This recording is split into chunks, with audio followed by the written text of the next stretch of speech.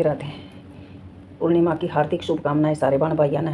तो श्री सत्यनारायण भगवान की कथा पढ़ते हैं। ओम नमो भगवते वासुदेवाय नमः। ओम लक्ष्मी विष्णु नमः। एक समय नैमिषारण्य तीर्थ में शौनक आदि 88,000 ऋषियों ने श्री सूत जी से पूछा कि हे प्रभु, इस कलयुग में वेद विद्या रहित मनुष्यों को प्रभु भक्ति किस प्रकार मिलेगी तथा उनका उद्धार कैसे होगा। हे मुनि श्रेष्ठ, कोई ऐसा उपाय बताइए जिसे करने से थोड़े समय में ही पुण्य प्राप्त हो जाए और मन वांछित फल मिल जाए, सारी मनोकामना पूर्ण हो जाए। यह सुनने की हमारी बहुत इच्छा है। सर्व शास्त्र ज्ञाता श्री सूत जी बोले। सब शास्त्रों को जानने वाले श्री सूत जी ने कहा कि हे वैष्णव में पूज्य, आप सब ने प्राणियों के हित की बात पूछी है। अब मैं उस श्रेष्ठ व्रत को आप लोगों से कहूँगा, सुनाऊंगा, जिस व्रत को नारद जी ने लक्ष्मी नारायण जी से पूछा था और श्री लक्ष्मीपति जी ने मुनि श्रेष्ठ नारद जी से कहा था। तो तुम मन को एकाग्र करके ध्यान से सुने। प्रथम अध्याय। एक समय योगी राज नारद जी, जो दूसरों के हित की इच्छा से अनेक लोकों में घूमते हुए मृत्युलोक में आ पहुँचे, वहाँ बहुत योनियों में जन्मे हुए सभी मनुष्यों को अपने कर्मों के द्वारा अनेक दुखों से पीड़ित देखकर किस यत्न के करने से निश्चय ही इनके दुखों का नाश हो सकेगा, ऐसा मन में सोचकर विष्णु लोक को आ गए। श्वेत वर्ण में और 4 भुजाओं वाले देवों के ईश नारायण को, जिसके हाथों में शंख चक्र गदा और पद्म थे तथा वनमाला पहने हुए थे, देखकर स्तुति करने लगे। हे भगवान, आप अत्यंत शक्ति से संपन्न हैं। मन तथा वाणी भी आपको नहीं पा सकती। आप आदि मध्य और अंत नहीं, निर्गुण स्वरूप सृष्टि के आदिभूत व भक्तों के दुखों का नष्ट करने वाले हो। आपको मेरा बारंबार नमस्कार है। नारद जी की इस प्रकार स्तुति सुनकर विष्णु भगवान बोले कि हे मुनि श्रेष्ठ, आपके मन में क्या है? आपको किस प्रकार दुखियों के वे दुख थोड़े ही प्रयत्न से कैसे दूर हो सकते हैं? श्री भगवान जी बोले, हे नारद, मनुष्यों की भलाई के लिए तुमने यह बहुत अच्छी बात पूछी है। जिस काम के करने से मनुष्य मोह से छूट जाता है और वह मैं कहता हूँ, तुम सुनो। मनुष्य को पुण्य देने वाला सवर्ग तथा मनुष्य लोक दोनों में ही दुर्लभ एक व्रत है। आज मैं प्रेमवश होकर तुमसे कहता हूँ। सत्यनारायण जी का व्रत अच्छी तरह से विधि पूर्वक करके मनुष्य तुरंत ही यहाँ सुख भोग कर मरने पर मोक्ष प्राप्त होता है। श्री भगवान के वचन सुनकर नारद मुनि बोले, उस व्रत का क्या फल है और क्या विधान है और किसने व्रत को किया था और किस दिन यह व्रत करना चाहिए? आप विस्तार से मुझे बताइए। श्री भगवान बोले, दुख शोक आदि को दूर करने वाला, धन धान्य को बढ़ाने वाला, सौभाग्य तथा संतान को देने वाला, सब स्थानों पर विजय कराने वाला, भक्ति तथा श्रद्धा के साथ किसी भी दिन मनुष्य श्री सत्यनारायण कि शाम के समय ब्राह्मणों तथा बंधुओं के साथ धर्मपरायण होकर पूजा करे, भक्ति भाव से सवाया दे, नैवेद्य केले का फल, घी, दूध और गेहूं का चूर्ण ले ले। गेहूं के अभाव से सांठी का चूर्ण, शक्कर तथा गुड़ ले और सब योग्य पदार्थ जमा करके सवाए पर अर्पण कर दे। बंधुओं सहित भोजन करावे, भक्ति के साथ स्वयं भी भोजन करे, नृत्य गीत आदि का आचरण करते हुए सत्यनारायण भगवान का स्मरण करते हुए समय व्यतीत करे। इस तरह का व्रत करने वाले की सभी इच्छाएं पूर्ण हो जाती हैं। विशेषकर कली काल में भूमि पर यह मोक्ष का सरल उपाय है। अध्याय दूसरा। श्री सूत जी बोले, हे ऋषियों, जिसने पहले समय में इस व्रत को किया है मैं उसका इतिहास कहता हूँ, ध्यान से सुनो। सुंदर काशी नगरी में एक अति निर्धन ब्राह्मण रहता था। वह भूख तथा प्यास से बेचैन हुआ नित्य ही पृथ्वी पर घूमता रहता था। ब्राह्मणों को प्रेम करने वाले भगवान ने ब्राह्मण को दुखी देकर बूढ़े ब्राह्मण का रूप धारण करके उसके पास आकर आदर के साथ पूछा कि हे विप्र, नित्य दुखी तथा पृथ्वी पर क्यों घूमता है? हे श्रेष्ठ ब्राह्मण, यह सब मुझसे बताओ, मैं सुनना चाहता हूँ। ब्राह्मण बोला, मैं बहुत निर्धन ब्राह्मण हूँ, भिक्षा के लिए पृथ्वी पर घूमता हूँ। हे भगवान, यदि आप इसका कोई उपाय जानते हो तो मुझे बताइए। वृद्ध ब्राह्मण बोला, सत्यनारायण भगवान मन वांछित फल देने वाला है, सभी कामनाओं को पूर्ण करने वाला है। इसलिए हे ब्राह्मण, तू उनका पूजन कर, जिसके करने से मनुष्य सब दुखों से मुक्त हो जाता है। ब्राह्मण को व्रत का पूरा विधान बताकर बूढ़े ब्राह्मण का रूप धारण करने वाले श्री सत्यनारायण भगवान अंतर्ध्यान हो गए। जिस व्रत को वृद्ध ब्राह्मण ने बताया था, मैं उसका व्रत करूंगा। ब्राह्मण बोला। यह निश्चय करने पर उसने रात में नींद भी नहीं आई और वह सवेरा उठा, सत्यनारायण के व्रत का निश्चय करके भिक्षा के लिए निकला। उस दिन उसकी भिक्षा में बहुत धन मिला, जिससे बंधु बांधवों के सहित उसने सत्यनारायण का व्रत किया। इसके करने से ब्राह्मण सब दुखों से छूटकर अनेक प्रकार की संपत्तियों से युक्त हो गया। उस समय से वह ब्राह्मण हर मास को व्रत करने लगा। इस तरह सत्यनारायण भगवान के इस व्रत को जो करेगा वह सब पापों से छूटकर मोक्ष को प्राप्त कर लेगा। आगे जो पृथ्वी पर सत्यनारायण व्रत करेगा वह मनुष्य भी सब दुखों से छूट जाएगा। इस तरह नारद जी ने नारायण को कहा, यह व्रत तुमसे कहा है हे विपर, अब और क्या कहूँ। ऋषि बोले, हे मुनीश्वर, हे मुनियों में श्रेष्ठ, संसार में इस ब्राह्मण से सुनकर किसने इस व्रत को किया, हम वह भी सुनना चाहते हैं। इसके हमारे लिए हमारे मन में श्रद्धा है। श्री सूत जी बोले, हे मुनियों, जिसने उस व्रत को किया है वह सब सुनो। एक समय वह ब्राह्मण धन और ऐश्वर्य के साथ अपने बंधुओं के साथ व्रत करने को तैयार हुआ। उसी समय एक लकड़ी बेचने वाला बूढ़ा आया और बाहर लकड़ियों को रख कर ब्राह्मण के मकान में गया। प्यास से दुखी होकर लकड़हारा उसको व्रत करते देखकर उस ब्राह्मण को नमस्कार करके कहने लगा, आप ये क्या कर रहे हो? इसके करने का क्या फल मिलता है? कृपा करके आप मुझे बताओगे? ब्राह्मण ने कहा, सब कामनाओं को पूर्ण करने वाला यह सत्यानारायण भगवान का व्रत है। इनकी कृपा से मेरे यहाँ धन धान्य आदि की वृद्धि हुई है। ब्राह्मण से इस व्रत के बारे में जानकर लकड़हारा बहुत खुश हुआ। चलना अमृत ले और प्रसाद खाने के बाद अपने घर चला गया। लकड़हारे ने अपने मन में इस प्रकार का संकल्प किया कि आज नगर में लकड़ी बेचने से जो धन मुझे मिलेगा उसी से मैं श्री सत्यानारायण देव की उत्तम व्रत करूंगा। यह मन में विचार करके वह बूढ़ा ब्राह्मण लकड़ियां अपने सिर पर रखकर जिस नगर में धनवान लोग रहते थे ऐसे सुंदर नगर में गया। उस रोज वहां पर उसे उन लकड़ियों के दाम पहले से 2 गुना 4 गुना मिल गए।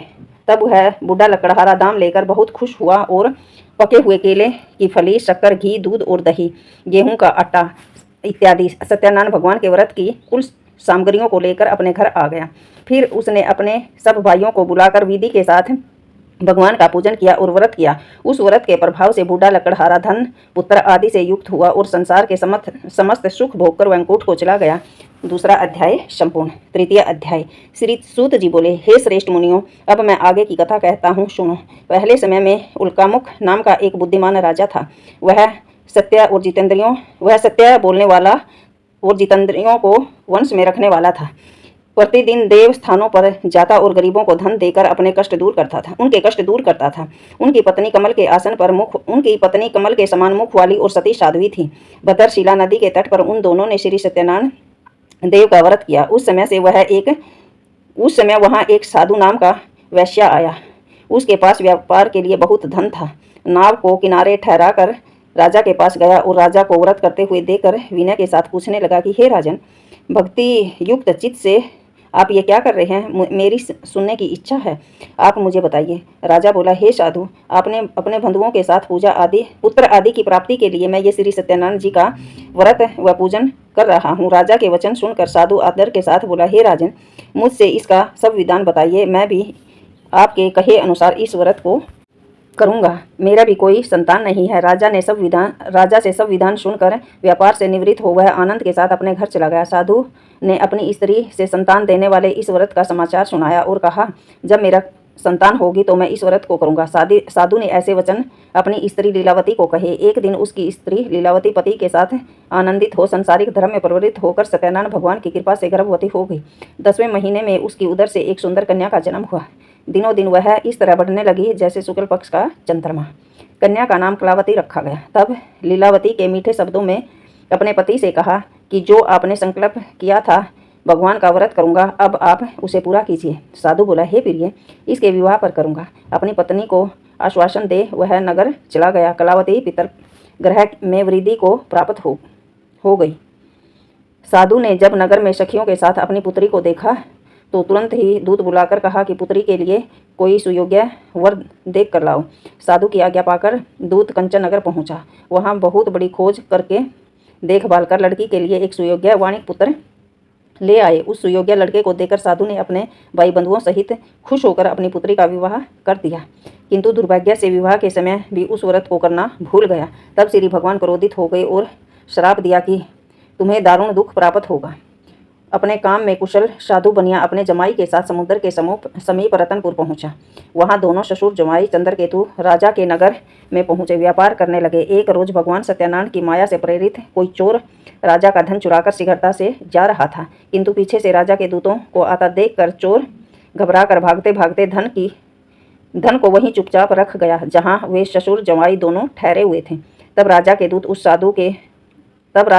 उस साधु वैश्य के पास रखा राजा का धन देखकर उसे उन दोनों को बांध कर ले गए और प्रसन्नता से दौड़ते हुए राजा के समीप आकर बोले कि 2 चोर हम पकड़ कर लाए हैं, देखकर आज्ञा पकड़ कर लाए हैं, देख कर आज्ञा दे। राजा को आज्ञा से उनको कठिन कारावास में डाल दिया और उनका धन उनसे छीन लिया गया।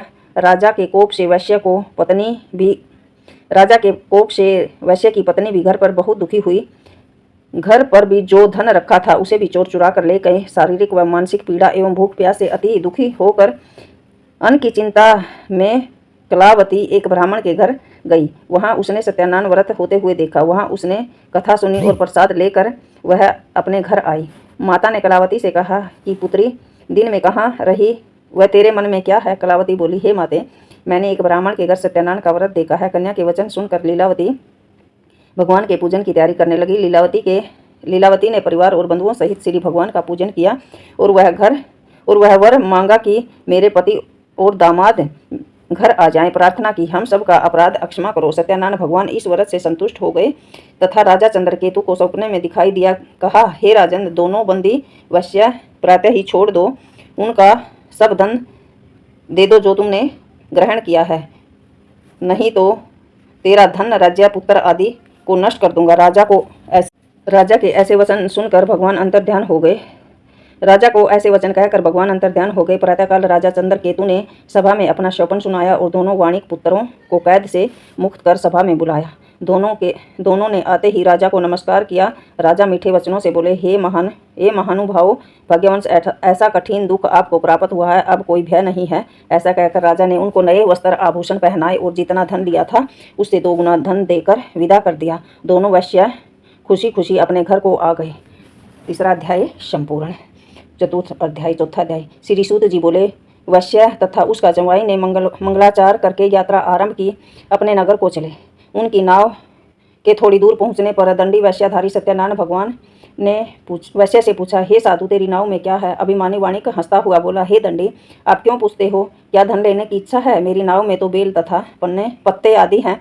वैश्य के कठोर वचन सुनकर भगवान ने कहा, तुम्हारा वचन सत्य हो। ऐसा कहकर दंडी वहां से चले गए और कुछ दूर जाकर समुद्र के किनारे बैठ गए। दंडी के जाने पर वैश्य ने नित्य क्रिया करने के बाद जब नाव को ऊंची उठे देखकर अचंबा किया तो नाव में बेलपत्र आदि देखकर मूर्छित होकर वह जमीन पर गिर पड़ा। मूर्छा खुलने पर बहुत शोक करने लगा। तब उसका दामाद बोला, आप शोक न करें, यह दंडी का शाप है, इसलिए हमें उसकी शरण में चलना चाहिए तथा हमारी मनोकामना पूर्ण होगी। दामाद के वचन सुनकर वह दंडी के पास गया और अत्यंत भक्ति भाव से नमस्कार करके बोला, मैंने जो आपसे असत्य वचन किए उसको अक्षमा करे। ऐसा कहकर महान शोकातुर होकर दुख से विलाप करने लगा। तब दंडी भगवान बोले, हे वाणिक पुत्र, मेरी आज्ञा से बार बार तुझे बहुत दुख प्राप्त हुआ है। तू मेरी पूजा से विमुख हुआ है। साधु बोला, हे भगवान, आपकी माया से मोहित ब्रह्मा आदि भी आपके रूप में नहीं जानते, तब मैं अज्ञानी कैसे जान सकता हूँ? आप प्रसन्न होइए और मैं सामर्थ्य के अनुसार आपकी पूजा करूंगा। मेरी रक्षा करो। पहले के समान नौका में धन भर दो। उसके भक्ति युक्त वचन सुनकर श्री भगवान प्रसन्न हो गए। उसकी इच्छा अनुसार वर देकर अंतर्ध्यान हो गए। तब उसने नाव पर आकर देखा तो नाव धन से परिपूर्ण थी। फिर भगवान सत्यानारायण का पूजन कर साथियों सहित अपने नगर को चला। जब अपने नगर के निकट पहुंचा तो दूत को घर भेजा। दूत ने उस वैश्य के घर जाकर उसकी स्त्री को नमस्कार किया और कहा, आपके पतिदेव और दामाद सहित इस नगर के समीप आ गए हैं। ऐसे वचन सुनकर लीलावती ने बड़ी खुशी के साथ सत्यादेव का पूजन करा और अपनी पुत्री से कहा, मैं अपने पति के दर्शन के लिए जा रही हूँ, तू कार्य पूर्ण करके शीघ्र आ जाना।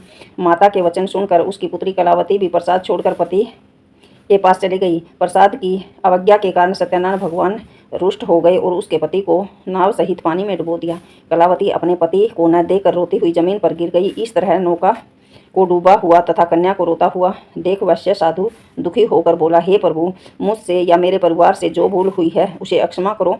उसके दीन वचन सुनकर सत्यादेव भगवान प्रसन्न हो गए और आकाशवाणी हुई, ए वैश्य, तेरी कन्या मेरे प्रसाद को छोड़कर आई है, इसलिए इसका पति अदृश्य हो गया। यदि वह घर जाकर प्रसाद खाकर लौटे तो इसका पति अवश्य मिलेगा। आकाशवाणी से ऐसा सुनकर कलावती ने घर पहुंचकर प्रसाद खाया। फिर उसने आकर अपने पति के दर्शन किए। तब वैश्य परिवार के सब लोग प्रसन्न हो गए। फिर साधु वैश्य ने बंधुओं सहित सत्यादेव की विधि पूर्वक पूजा की। उस दिन से वह हर पूर्णिमा व संक्रांति को श्री सत्यनारायण भगवान का पूजन करने लगा। फिर इस लोक में सुख भोग कर स्वर्ग को चला गया। चतुर्थ अध्याय संपूर्ण। पंचम अध्याय। श्री सूत जी बोले, हे ऋषियों, अब मैं एक और कथा कहता हूँ, आप लोग सुने। प्रजापालन में लीन तुंगध्वज नाम का एक राजा था। उसने भी भगवान का प्रसाद त्याग कर बहुत दुख पाया था। एक समय वन में जाकर पशुओं को मारकर बड़ के पेड़ के नीचे आया। उसने भक्ति भाव से ग्वालों को बंधुओं सहित सत्यनारायण का पूजन करते देखा। राजा अभिमानवश न वहाँ पर गया, अभिमान से भाई उन पूजा करते हुओं के पास भी नहीं गया और न ही सत्यनारायण भगवान को नमस्कार किया। जब ग्वालों ने भगवान का प्रसाद उसके सामने रखा तो वह प्रसाद को त्याग कर अपनी सुंदर नगरी की ओर चला गया। वहां पहुंचने पर उसने अपना सब कुछ नष्ट पाया। तब वह जान गया कि यह सब भगवान के तिरस्कार का ही फल है।